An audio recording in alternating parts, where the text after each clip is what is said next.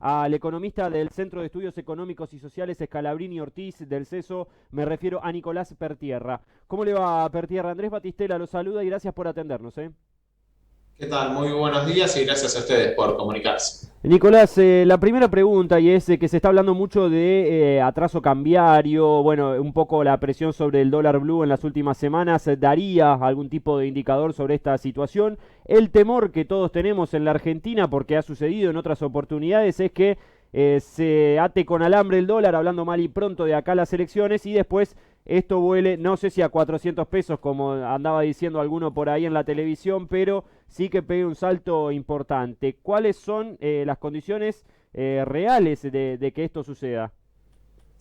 Sí, si uno mira uno de los mercados importantes de referencia, que es el mercado de dólar oficial, diría el más importante porque es el que analiza donde se canaliza la mayor cantidad de operaciones, uno ve que es el tipo de cambio más elevado, descontando el efecto de los precios, desde 2011 para acá, de los últimos 10 años. Ujú. De hecho, eso le está permitiendo al Banco Central comprar en lo que va del año más de 7.000 millones de dólares de reservas. Y eso da la pauta de que no es un tipo de cambio muy retrasado. Ahora está claro que hay otros tipos de cambio paralelos también que se tornan una referencia y que hay una evidente presión de dolarizarse por tres motivos, me parece.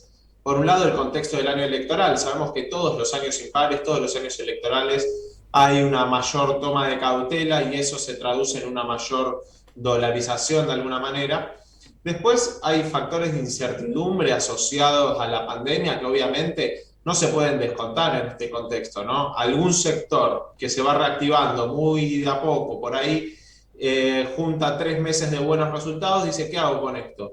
¿Invierto, contrato a alguien o todavía me refugio en el dólar porque no sé si viene una segunda variante, qué puede pasar? Y entonces eso también presiona a la dolarización. Entonces, estas cuestiones no van a desaparecer y es importante que el gobierno le preste mucha atención a esos dólares también paralelos. Ujú. Y ahí yo creo que hay un cambio importante en la política del gobierno porque hasta septiembre, octubre del año pasado, cuando se disparó el famoso dólar blue a 195 pesos, el gobierno tenía una política de dejar flotar los dólares paralelos y no intervenir. Y parte de la solución vino cuando empezó a tomar decisiones de intervenir en ese mercado. Ujú. Así que para resumir lo estratégico, me parece que siga teniendo esa política de administrar la brecha cambiaria en el dólar financiero, porque de eso depende, y para eso tiene herramientas, tiene instrumentos, de eso depende en gran parte la estabilidad de la actividad económica, sobre todo, ¿no? Claro, ahora si vamos hacia una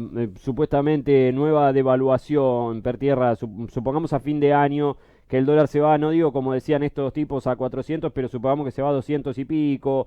eh, Estamos hablando de que vamos a tener otra vez una pérdida de poder adquisitivo importantísima para todos los asalariados argentinos. Estamos hablando de más inflación en definitiva porque va a haber seguramente precios remarcados y esto se termina volviendo una bola de nieve de la que, ¿cómo salimos? A ver, ¿qué tipo de política podría haber para que esto no sea justamente lo que estoy diciendo, una bola de nieve o una espiral de la que no podemos salir en ningún momento? Sí, las medidas que hoy existen de bastante restricción para evitar que el dólar oficial tenga un salto brusco, que eso sabemos que implica poner cupos de dólares, impuestos del impuesto país, el adicional por el impuesto a las ganancias, todo eso limita mucho quiénes pueden acceder a ese mercado para evitar un salto brusco. Para poner los números, agosto, septiembre del año pasado, eran más de 3 millones de personas las que compraban dólares para atesorar en ese mercado.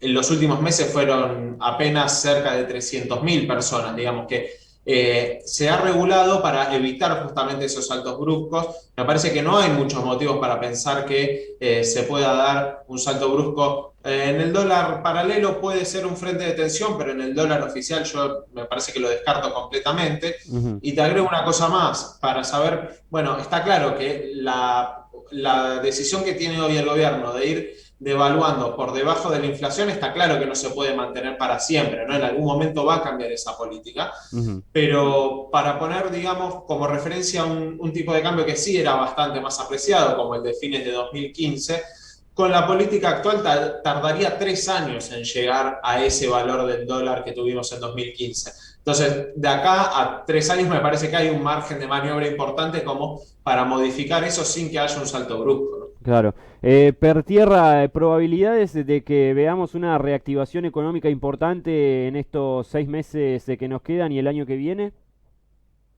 Me parece que bastante porque, bueno, ahora los datos oficiales están hasta mayo, por ejemplo, y ahí se ve el impacto muy fuerte de la segunda ola también en la actividad, pero me parece que la clave en los próximos meses que va a permitir la reactivación está en una nueva pauta salarial que el gobierno convalidó también a mediados de junio, principios de junio.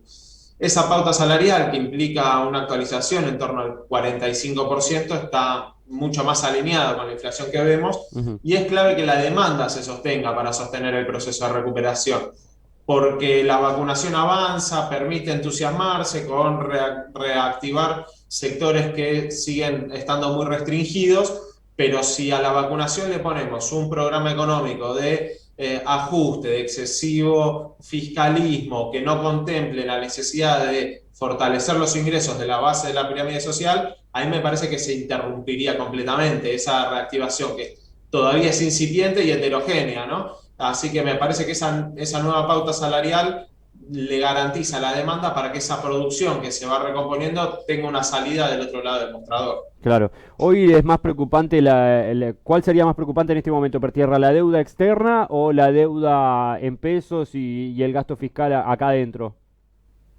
Y la deuda externa es algo que sí o sí necesita alguna renegociación. Está claro que los compromisos que hay para el año que viene y para el siguiente, en 2 años deberíamos pagar 50.000 millones de dólares al Fondo Monetario y eso supera incluso las reservas que tiene hoy la Argentina. O sea, es completamente imposible de afrontar. Así que ese es un frente para solucionar. Está claro igual y nosotros somos de la idea de que un acuerdo con el Fondo Monetario tampoco es que automáticamente destraba una ola de inversiones que venga a la Argentina, digamos, es evitar una situación crítica, pero no por un acuerdo con el fondo se va a empezar a reactivar automáticamente la Argentina. Si Claro. se insiste de vuelta en esas políticas de ajuste, tampoco hay mucho para ser auspicioso. Me parece que no estar en este contexto tan delicado, condicionado por el fondo, es dentro de todo una buena noticia haber llegado en estas condiciones hasta acá. Claro. Otra característica de los años electorales, además de lo que comentábamos al principio de planchar el tipo de cambio per tierra, es que los gobiernos suelen, bueno, realizar fuertes inversiones, principalmente en lo que tiene que ver con obra pública. ¿Esto se está viendo este año? Sí, se está viendo que ha tenido un incremento en el presupuesto muy importante, casi duplicado, pero ¿cuál es la contracara de eso? Que la obra pública venía representando un porcentaje del gasto muy bajo, ¿no? Entonces uno dice, bueno, se duplicó la inversión de obra pública, pero pasó del 1 al 2% del PBI. Todavía me parece que es importante, la Argentina necesita para tener una infraestructura acorde que permita dar respuesta a los problemas sociales, mejorar las exportaciones, mejorar la productividad, debería estar entre 4 y 5 puntos del PBI en inversión en infraestructura. Ujú. Recién lo llevamos a 2, me parece que esto necesita continuar sosteniéndose también los años que siguen, ¿no?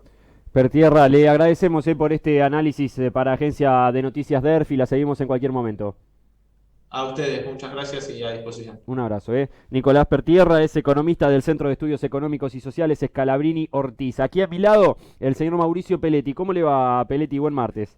Hola, ¿qué tal, Batistela? ¿Cómo le va? Buen martes. Bien, bien, acá estamos, Bueno, Hoy juega Colón, ¿no? hoy juega Colón, ¿eh? Sí. Abre la tercera fecha del... Temprano. Sí, 16:30 abre la Ujú. fecha del torneo socios.com, Sí. donde, bueno, también vamos a tener la participación de Aldo Civi Racing y de Boca San Lorenzo. Si te parece, cuando vos dispongas, repasamos cómo se va a dar la tercera fecha de la Liga Argentina.